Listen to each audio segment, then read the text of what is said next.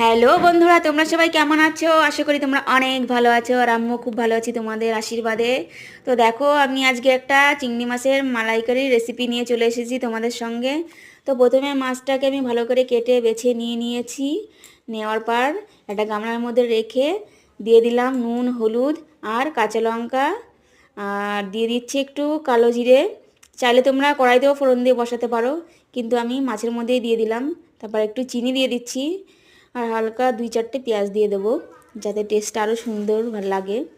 তো এখন একটু আমি দিয়ে দিচ্ছি সর্ষের তেল।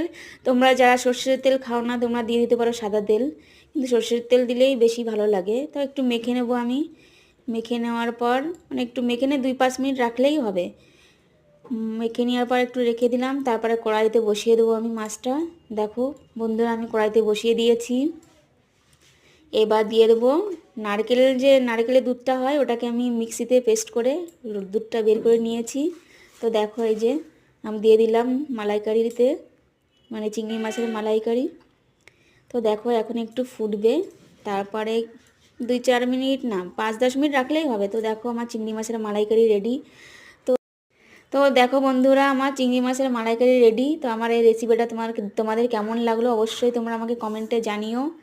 আর ভালো লাগলে লাইক, কমেন্ট, শেয়ার আর সাবস্ক্রাইব করতে তোমরা ভুলো না। টাটা, আবার একটা নতুন ব্লগ নিয়ে তোমাদের সঙ্গে চলে আসবো।